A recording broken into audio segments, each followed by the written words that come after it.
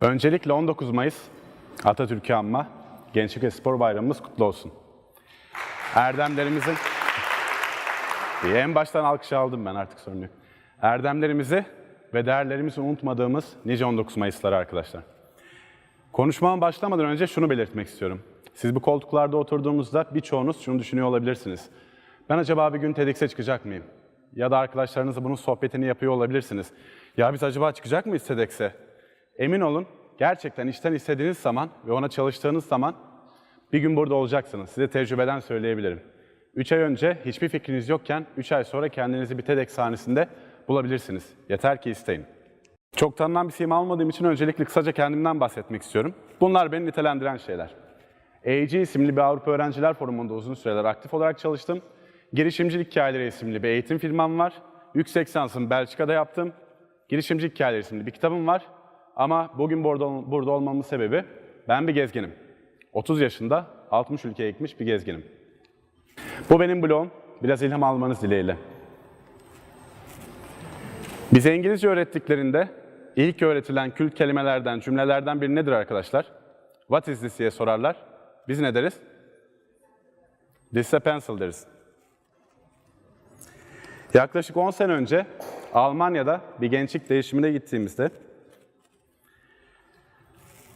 4 ülkenin farklı grubundan Hollanda grubu, Almanya grubu, Bulgarlar ve biz Euro-İslam isimli bir projeye gittik. Farklı dinlerin bir arada olması ile ilgili çok entelektüel sohbetlerin olduğu ve güzel aktivitelerin olduğu bir projeye gittik. Bizim grupta Murat diye bir arkadaşımız vardı. Çok akıllı, inanılmaz iyi niyetli, benim de çok yakın arkadaşlarımdan. Ama Murat'ın ufak bir sıkıntısı vardı. İngilizce seviyesi çok iyi değildi. Ama bize lokal seviyede çok yardımcı olduğu için sen de bizle gel dedik. Proje başladı, aktiviteler başladı ve bir akşam dediler ki kültürler arası yemek yapalım dediler. Hollanda grubu, Almanya grubu, Bulgar, Türkler herkes kendi yemeklerini yaptılar. Yemek yapmayı bilenler yaptı, biz de biraz yardımcı olduk ve en sonunda masalar hazırlandı. Almanlar kendi yemekleriyle, Hollandalılar, biz zaten döktürmüşüz, Bulgarlar bize biraz daha yakın ve sunumlar başladı. Almanlar dedi ki bu sauerkraut, bu bölgeden, bunu babaannem çok yapardı. Sonra Hollandalılar geldi, anlattı. Bulgarlar ve biz anlattık. Bu arada Bulgar gruptan bir çocuk gün içinde şehri gezmiş. Aktiviteye katılmamış, yapmaması gereken bir şey. Sonradan geldi, sunumları da kaçırdı. Vicdani rahatsızlığından ötürü mü yoksa işgüzarlığından ötürü mü bilmiyorum ama zaten sunumu yapılmış yemekleri tek tek gidip masalara bu ne diye sormaya başladı. İlk Alman masasına gitti, masaya baktı, eller arkada böyle müfettiş gibi. What is this yaptı. Almanlar son derece ciddi bir şekilde bu yemek, bu yörenin tekrar anlattılar. Sonra Hollanda masasına gittiler. What is this dedi. Yine aynı ciddiyette anlattılar. Sonra bizim masaya gitme hatasını yaptı bu çocuk.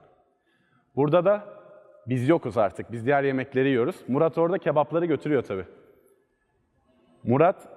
Çocuk o masaya gidip Murat'a bir soru sorma gafletinde bulundu. Ve şöyle bir an yaşadık biz. Masa burada, çocuk böyle gidiyor, ben görüyorum artık bir kolizyon olacak ve orada bir şeyler olacak. Hızlı olarak şöyle oldu, çocuk baktı, masaya baktı, muhatap bulamadı, Murat'ı gördü. What is this dedi. Nasrettin Hoca Kralı'nda olur ya, Murat durur mu? Cevabı yapıştırmıştı. What is this diye sordu, Murat'ın cevabı şu. This is a pencil dedi ve devam etti çocuk.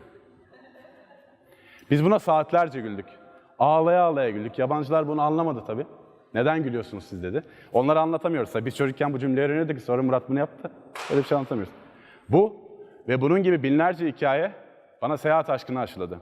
Hiçbir zaman unutamadığım, beni duygulandıran, beni güldüren, beni mutlu eden binlerce hikaye. Ama benim seyahat aşkım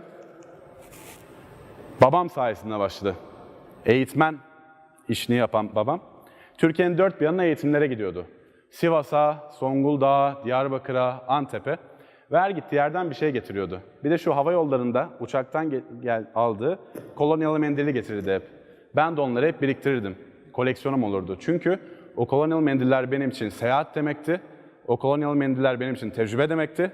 O kolonyalı mendiller benim için keşif demekti. Ben de dedim ki ben de babam gibi gezeceğim.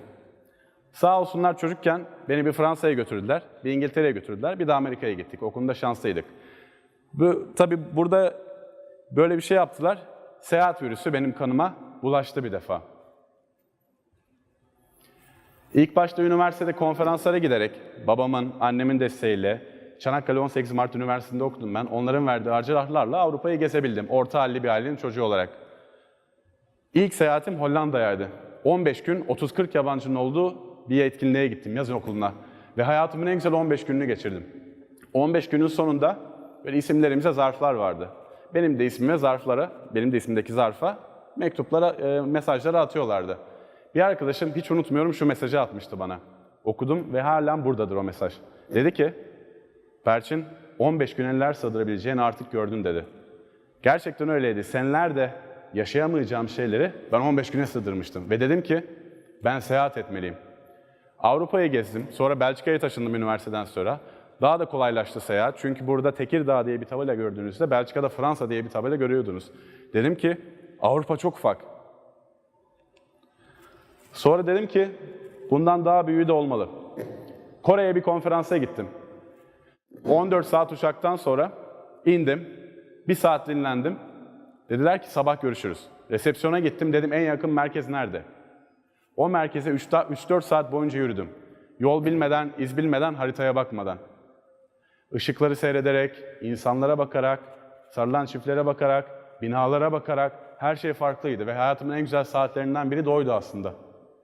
Dedim ki dünya da çok ufakmış aslında. Sonra Hindistan'a gittim. Gönüllü öğretmenlik yaptım. Sonra Rusya'da sırt çantamı aldım. Aynen böyle. Sırt çantamı aldım. Tayland'a kadar 9000 kilometre gittim. 3 ay boyunca. Hatta daha fazla gidecektim. O zamanki kız arkadaşım dedi ki daha fazla gezersen ben senden ayrılırım dedi. Ben dedim ki ha ben döneyim o zaman. Sonra biraz da ülkemi keşfedeyim dedim. Karadeniz'e gittim. O harika doğayı gördüm. Ege'ye gittim. O güzel insanlarıyla tanıştım. Akdeniz'e gittim. O sıcacık iklimi tattım. Güneydoğu Anadolu'ya gittim. Hayatımda görmediğim kadar samimi ve içten insanlar gördüm. Dedim ki benim ülkem de güzelmiş. Sonra nedenimi buldum ben. Dedim ki seyahat benle evren arasındaki bağı kuvvetlendiren bir şey. Ve ben bu yüzden gezmeliyim. Artık nedenim çok kuvvetliydi ve beni hiçbir şey tutamazdı. Ve şunu kendime amaç edindim. Ömrüm yettiğince dünyanın her ülkesine, bu Kuzey Kore olsun, Afganistan olsun, Grönland olsun, Venezuela olsun hiç fark etmez. Hepsine tek tek gidecektim.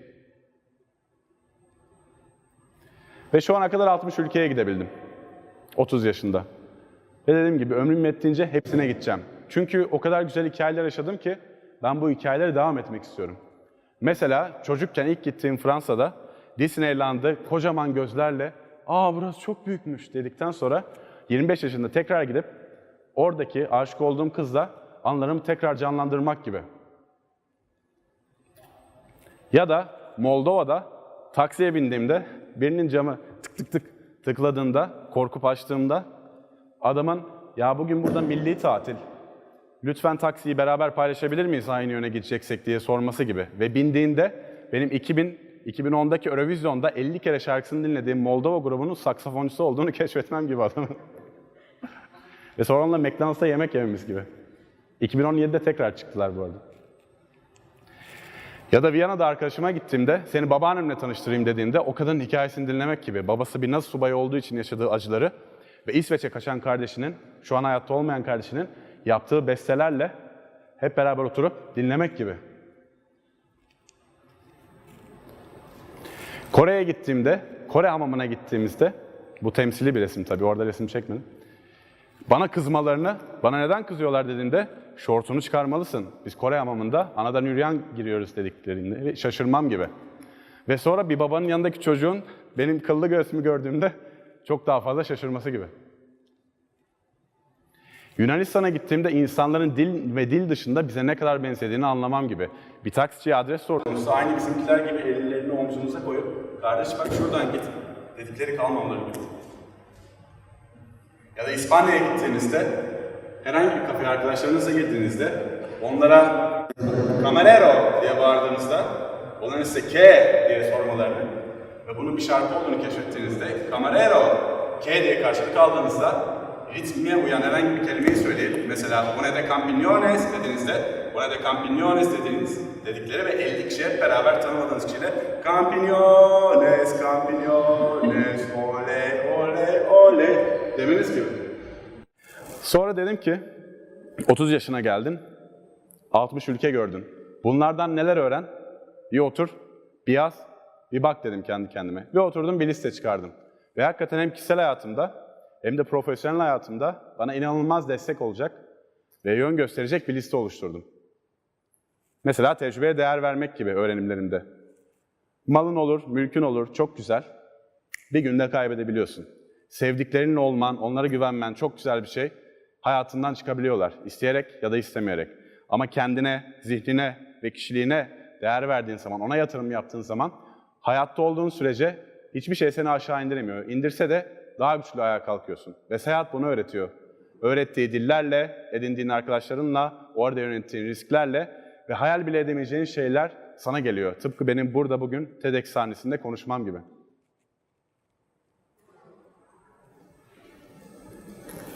Ön yargıları yıkmayı öğretti bana seyahat. Birine, ''Aa sen Türksün, aa sen Kürtsün, aa sen Çerkessin, aa sen Lazsın, aa sen homoseksüelsin, aa sen şusun'' değil. İnsan olduğuna değer vererek ön yargısız yaklaşmayı öğretti seyahat bana. Çünkü bana öyle yaklaştı insanlar. Mesela Belçika'da yüksek lisans yaparken resimdeki yanımdaki Alman arkadaşımı ilk gördüğümde ''Aa bu Sünepe'' diye ona yaklaştığımı, sonra ben bu çocuğun 4 dil bilen, süper zeki ve inanılmaz karakter olan bir çocuk olduğunu keşfetmem gibi. Ve sonra dedim ki, ben insanları yargılamamalıyım. Ben kimim ki yargılıyorum? Sadece insan olduğu için sevmeliyim. Hatta bu çocuk bana, Belçika'da biz bir barda bira içerken, ben çok uyanık olduğum için bardağı beğenip eve götüreyim bu bardağı dediğimde, beni yolda elimde bardakla görüp, bırakın beni yargılamayı, bana şu soruyu sorması gibi. Çünkü kafasında böyle bir konsept yoktu çocuğun. Perçin, sen evden kendi bardağını mı getirmiştin de bardağı geri götürüyorsun diye sorması gibi. Çünkü öyle bir şey düşünemiyor çocuk. Anda olmak gibi ya da. Kız arkadaşınızla öpüşürken, annenize sarılırken, çok güzel bir etkinlikte konuşmacayı dinlerken, değerli arkadaşlarınızla otururken, geçmişi dert edip, geleceği düşünmeyip o an orada olmayı anlamak gibi. O anın rüzgarını hissetmek, o anın sesini duymak, o andaki insanların surat ifadelerini algılamak gibi. Çünkü o anın bir daha gelmeyeceğini anlamak gibi. Çünkü seyahat ettiğinizde, Azerbaycan'da bir konferanstayken, bir hafta boyunca o konferansa katılıp size aşık olan kız, siz kumsalda otururken ansızın yanınıza gelip size aşık olduğunuzu şöyle bir belirtebiliyor size. Kulağınıza yaklaşıyor ve diyor ki, deniz kaçar, gel ey seher, gel ey seher deyip aşkını ilan edebiliyor size. Ve siz o anda başka hiçbir yerde olmamak istiyorsunuz. Bu temsili bir resim tabii, o anın resmini çekmedim. Teşekkür etmeyi öğrenmek gibi. Hindistan'da öğretmenlik yaptığınızda, panjurları açtığınızda, içeriye su girdiği için ders yapamadığınız, panjurları kapadığınızda, karanlık olduğu için ders yapamadığınız gibi. Ve o zaman Allah'ım verdiğin her şey için teşekkür ederim demeniz gibi. Bununla da yetinmeyip, bana verilen şeylerle insanlara nasıl katkıda bulunabilirim diye düşünmeniz gibi aslında. Ya da tevekkül gibi. Değiştirebileceğiniz şeyleri değiştirip, bundan derslerinizi çıkarıp yolunuza devam edip, değiştiremeyeceğiniz şeyleri de kabullenip, bundan dersinizi çıkarıp yolunuza devam etmek gibi. Çünkü Kamboçya'da bir otobüs bozulduğunda, yolun ortasında kaldığınızda, ya o an bir opsiyonunuz varsa onu kullanıp yolunuza devam ediyorsunuz, bir opsiyonunuz yoksa da en yakın kahveye gidip 2-3 saat kahvenizi içip, çayınızı içip, oradaki insanlarla tanışıp bir sonraki planınızı yapıyorsunuz. Başka bir yolunuz yok. Ya da sevmek gibi.